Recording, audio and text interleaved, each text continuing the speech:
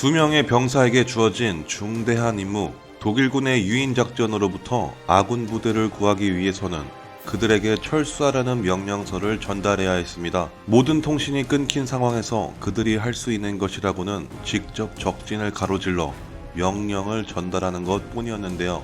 오늘은 1차 대전 막바지 영국군의 드라마틱한 이야기를 그린 전쟁 영화 1917을 다루어 볼까 합니다. 이 영화 속 실화와 비하인드 지금 바로 시작하겠습니다.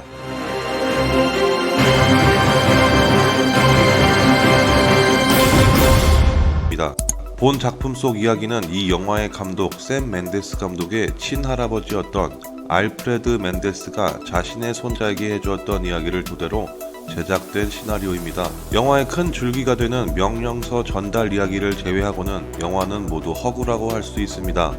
영화 속에서는 독일군들이 의도적으로 철수한 뒤 연합군들을 유인하기 위한 전략을 구사하는 것으로 묘사되는데요. 이 작전은 1917년 2월 9일부터 3월 20일까지 기간 중에 독일군이 실제로 진행했던 알베리히 전략 철수 작전입니다.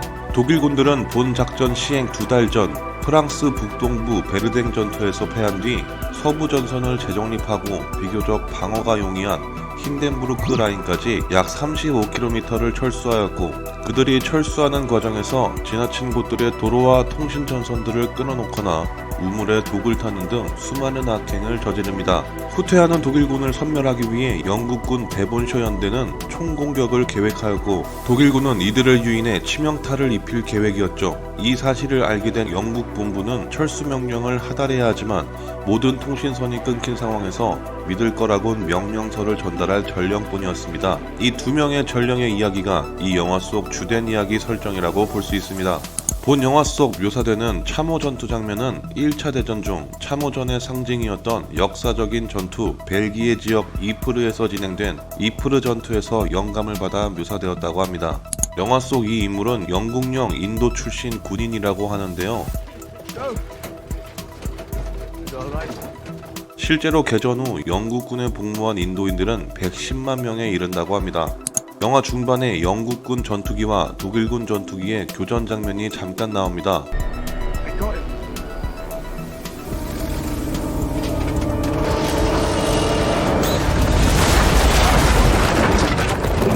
여기서 등장하는 영국군 전투기는 소비드 카멜 전투기라고 불리며 독일군 전투기는 알바트로스 전투기라고 불립니다. 다만 영화의 배경인 1917년 4월에는 이 전투기들이 전장에 배치되어 있지 않았다고 합니다. 소비드 전투기는 7월, 알바트로스는 5월이 되어서야 전장에 투입되었다고 하네요. 스코필드가 달리는 도중 두 번이나 다른 병사와 부딪히는 이 장면은 실제 약속된 동선이 아니라고 합니다.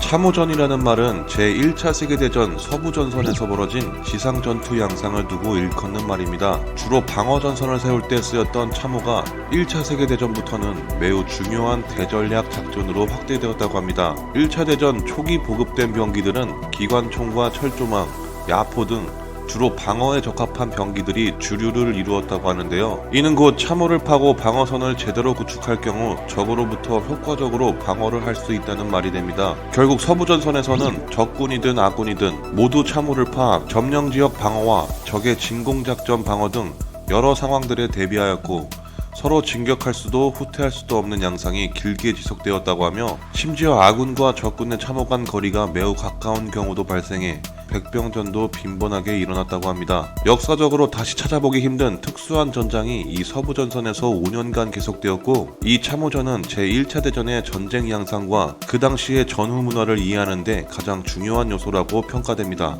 이 영화 속 모든 장면은 전부 다 야외에서 찍은 장면들입니다. 또한 같은 지역을 두 번 촬영한 적은 한 번도 없다고 합니다. 카메라가 두 캐릭터에게서 벗어나지 않기 위해 몸에 와이어를 매달고 찍기도 했으며, 카메라를 들고 같이 뛰거나 차에 올라타 촬영하기도 했다고 합니다. 영화를 처음 보았을 당시 한 번도 장면 전환이 이루어지지 않는 걸 보고 제 눈을 조금 의심했는데요. 이 영화를 보면 처음부터 끝까지 모두 한 장면이 이어진 것처럼 연출되지만 사실 중간중간 편집점이 존재한다고 합니다. 이러한 촬영 편집 방식을 원 컨티뉴어스 숏이라고 부르는데요. 영화 속 편집점들을 몇 가지 살펴보겠습니다.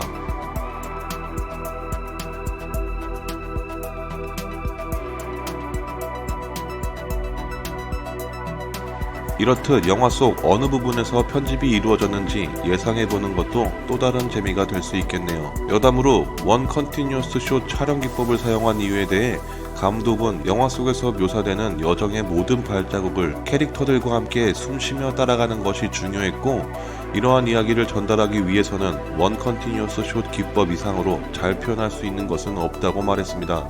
영화 속 스코필드 역을 맡은 조지 메카이 배우는 이전에 개봉한 프라이빗 피스풀이라는 영화에서도 1차 대전 참전 군인 역을 맡은 바 있다고 합니다. 1917은 샘 맨데스 감독이 메가폰을 잡은 두 번째 전쟁 영화입니다. 그의 첫 번째 전쟁 영화는 걸프전을 배경으로 한 자헤드라는 영화입니다. 영화 속에서 스코필드와 블레이크가 독일군 참호진지를 수색하는 도중 나무 기둥에 엘사 하트라는 문구가 나옵니다. 너무 뜬금없네요. 영화 속 블레이크 역에는 원래 톰 홀랜드 배우가 캐스팅에 협의 중이었지만 스케줄 문제로 합류하지 못하게 됐다고 합니다. 1차 세계대전 속 참호를 구현하기 위해 실장면으로 연출되었습니다. 감독은 끝없는 반복과 길고 긴 여정의 끝을 표현하고 싶었다고 하는군요.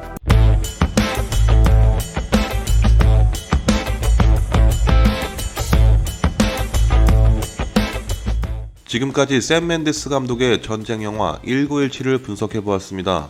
재밌게 시청하셨는지 모르겠습니다. 재밌게 보셨다면 좋아요와 그렇지 않았다면 싫어요를 눌러주세요. 본 컨텐츠로 다룰 만한 영화들이 있다면 댓글 부탁드리겠습니다. 저는 여러분들의 댓글을 모두 읽습니다. 더 재밌는 영상으로 돌아오겠습니다. 지금까지 갓범스였습니다.